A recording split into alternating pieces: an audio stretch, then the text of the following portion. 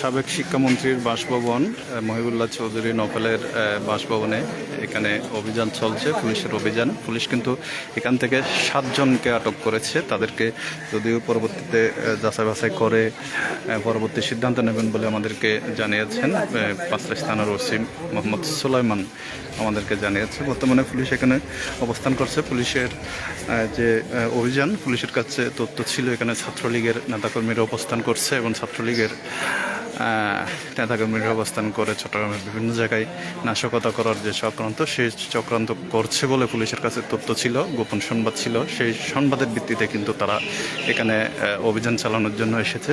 আজকে 3টার দিকে কিন্তু পুলিশ এখানে অভিযান চালানোর জন্য এসেছিল, কিন্তু পুলিশ এসে যেটি দেখতে পেয়েছে সেটি হচ্ছে 2 নম্বর গেট এলাকার একটি রেস্টুরেন্ট এবং ফুড পান্ডার মধ্যে খাবার সরবরাহ দেওয়ার জন্য এখানে মহিউদ্দিন চৌধুরীর বাসভবনের নিচতলায় কিন্তু খাবার প্রস্তুত করা হয়। তারা খাবার প্রস্তুত করে কিন্তু বিভিন্ন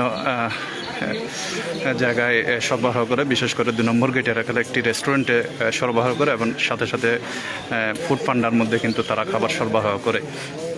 যারা খাবার সরবরাহ করে তারাই কিন্তু এখানে খাবার প্রস্তুত করতেছিল। এই ধরনের 7 জনেরা খাবার প্রস্তুতের সাথে জড়িত, তাদেরকে কিন্তু পুলিশ আটক করেছে।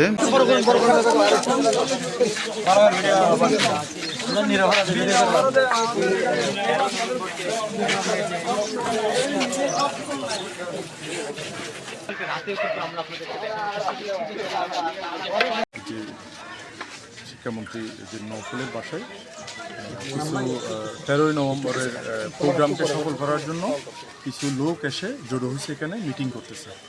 এই জন্য একটা ফেসবুকে স্ট্যাটাস পাই। এটা আমি আমার সিনিয়র অফিসারকে অবহিত করি। তখন আমি আমার 5 থানার ফোর্স নিয়ে আসি। এখানে মূলত বাইরের কেউ নাই, এখানে 7 জনকে পাইছি আমরা, উপরে পাইছি। এটা হচ্ছে ওই যে ইয়াকুব সেন্টারে একটা মিলানো ছিল, রেস্টুরেন্ট ছিল মিলানো। এটা চালাতে হচ্ছে মানে নফেলের ছোটো ভাই বোরহান এবং বিএনপি নেতা নিয়াস। তো 5 আগস্টের পর তো ওনারা নাই, এটা মনে হয় এখন সেলুন ওই রেস্টুরেন্টটা। ওই মিলানোটাই তারা এখানে খাবার রেডি করে ফুড পান্ডার মাধ্যমে বিক্রি করে। তারা যে অ্যাপসও আমি পাইছি, এবং খাবার তৈরি করার প্যাকেট সহ আমরা কিছু সরঞ্জাম পাইছি। তথ্য ছিল যে এখানে অনেকগুলো খাবার বাড়ি থেকে অর্ডার করে আজকে নিয়ে আসা হচ্ছে যারা জড়ো হচ্ছে তাদের জন্য। আসলে বাইরে থেকে কোনো খাবার এখানে আসার আলামত আমরা পাই নাই, বরং এখান থেকে যে ফুড পান্ডায় যে বাইরে অর্ডার করে যে নিয়ে যায় সেই জন্য তথ্য আমরা পাইছি। যেহেতু এখানে আছে তারা 7 জন, তো আমরা তারপর তাদেরকে নিয়ে যাচ্ছি।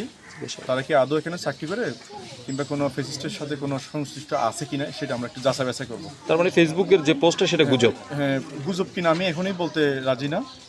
মানে যে 7 জন আছে তাদেরকে আমরা একটু যাচাই বাছাই করবো।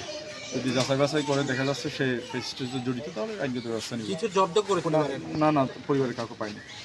কোনো কিছু জব্দ কি? না ডিবিআর বক্স এটা ডিবিআর নিয়ে গেছি আমরা। এখানে যেহেতু পাসওয়ার্ড পাচ্ছি না, আমরা কেউ জানে না, তো আমরা এটা একটু চেক করব। চেক করে যদি আমরা আশেপাশের লোকজনকে আমরা বৈষম্য বিরোধী ছাত্রদের মাধ্যমে জিজ্ঞেস করেছি যে আদৌ মানে আজকে কিংবা গতকালকে কিংবা গত সপ্তাহে কোনো লোকজন এখানে ঢুকছে কিনা, কিন্তু কোনো লোকই বললো না এই ধরনের কিছু দেখছি আমরা।